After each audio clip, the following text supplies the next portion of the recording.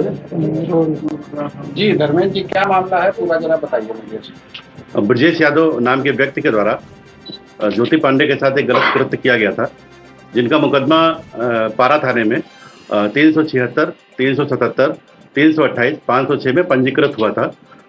ब्रजेश यादव के खिलाफ कोई भी कार्रवाई अभी तक उसकी गिरफ्तारी भी नहीं हुई थी और उसने गलत तरीके से अंतरिम बेल भी ले लिया था।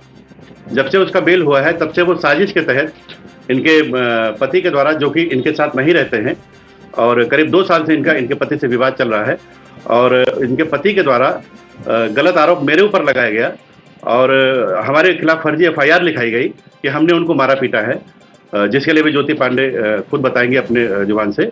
और इस प्रकार का उसने अभी विवेचना के दौरान भी कबूल किया है कि उसने फर्जी एफआईआर लिखाया भी था। पुलिस के सामने उसने इस बात को कबूल किया है। तो इस प्रकार की साजिश रची जा रही है संगठन को बदनाम करने के लिए, जिससे कि हमारा संगठन बदनाम हो, हम बदनाम हो और हम इनका साथ ना दे पाए और वो व्यक्ति केस को मैनेज करने में सफल हो जाए। लगातार दबाव इस बात का बनाया जाता है कि इस केस को मैनेज कर लो, और अगर नहीं मैनेज किया तो मतलब हमारी हत्या करा दी जाएगी या फिर ज्योति पांडे की हत्या करा दी जाएगी। कहीं पर भी किसी भी प्रकार से कुछ भी साजिश रच रहे हैं लोग। अब इस समय जो इनके पति थे, जिनका 2 साल से विवाद चल रहा है, उनसे भी अब इनको जान का खतरा है।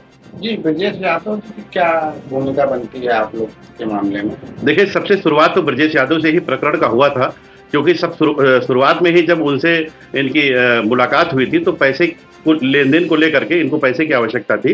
तो इसलिए इन्होंने एक उसकी चूंकि फाइनेंस कंपनी थी तो इन्होंने आवेदन किया था पैसे के लिए।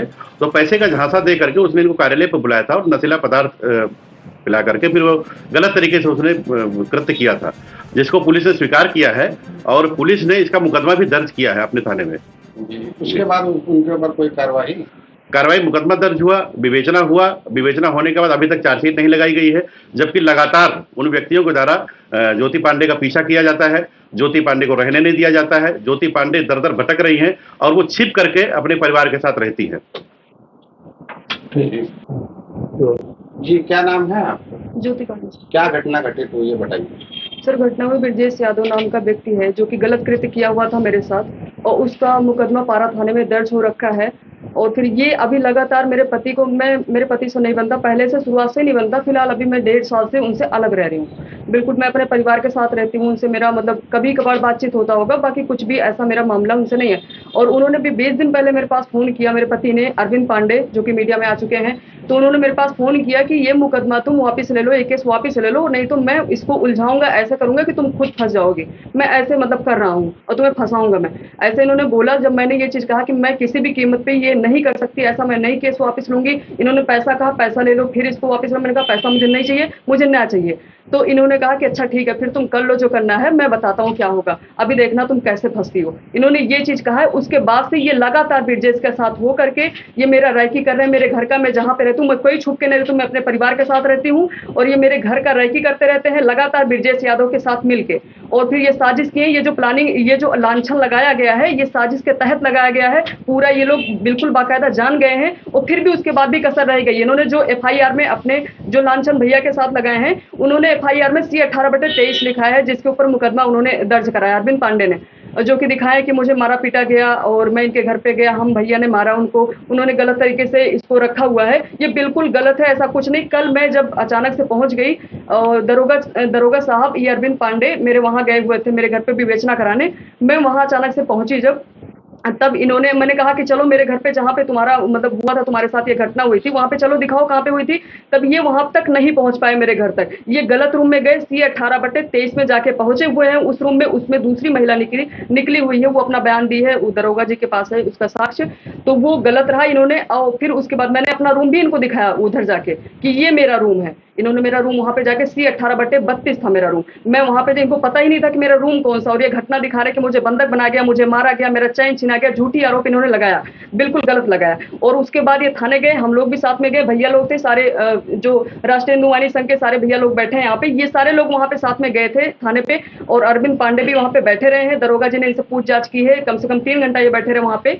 फिर इन्होंने अपनी सच्चाई वहां पे कबूली है कि मैंने साजिश किया था और मैं झूठा ये आरोप लगाया हूँ। जो आरोप इन्होंने लगाया, जो मीडिया में चल रहे हैं, इन्होंने झूठा आरोप लगाया था, इन्हें अपने मुंह से कबूला हुआ है और वहां पे वीडियो भी बन रखा है। ये दरोगा जी के पास साक्ष्य है इस चीज का, और ये उसी से मिली भगत करके मेरा रेकी करवा रहे हैं। ये मतलब इन्होंने कहा भी था कि मैं अभी आगे और जाऊंगा। अभी जब कल ये मामला हुआ है, फिर ये जाते हैं 11:30 बजे मेरे पास फोन किया अरविंद पांडे, फिर ये मुझसे बोल रहे हैं कि अभी हो गया तुम्हारा ये सब, अब देखना मैं क्या करता हूँ, फिर मैं कोर्ट से जाके लिखाऊंगा इसका, अब तुम ऐसे नहीं बच पाओगे, अभी देख लो मैं क्या करता हूँ। क्या तो आश्वासन मिला आपको?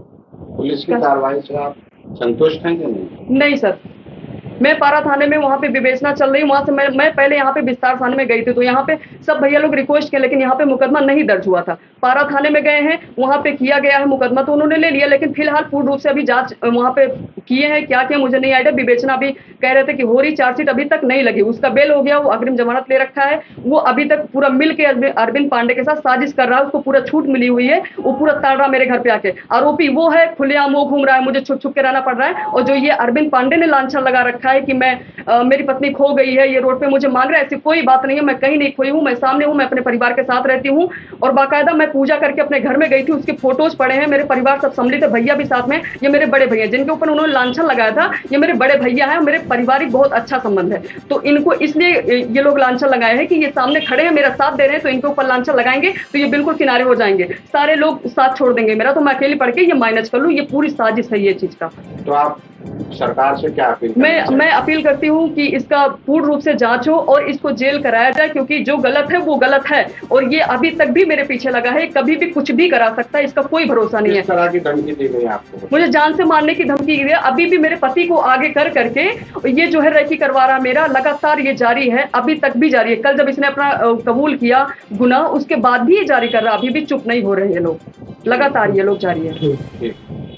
एक बात मैं और आप सबको बताना चाहता हूं कि मैं राष्ट्रीय हिंदू वाहिनी संघ का राष्ट्रीय अध्यक्ष होने के नाते ये हमारी नैतिक जिम्मेदारी भी बनती है कि जो भी हमारी बहन बेटियों के ऊपर अत्याचार करेगा, जो भी हमारी बहन बेटियों के ऊपर बुरी नज़र से देखेगा, और अगर वो न्याय के लिए हमारे पास आएंगी, तो मैं समस्त देशवासियों की बहनों से आह्वान करता हूं कि वो हमारे पास आएँ, और उनकी लड़ाई के लिए हमको जिस हद तक भी जाना पड़ेगा, अगर हमारा सर कलम करने की धमकी जिस प्रकार के हमको दी जाती है, इस प्रकार का अगर हमारा सर कलम भी होता है तो मुझे कोई भी दिक्कत नहीं है। और अगर उनको लगता है कि इस प्रकार का काम करना अपराध है, तो मैं ये अपराध बार बार करता रहूँगा।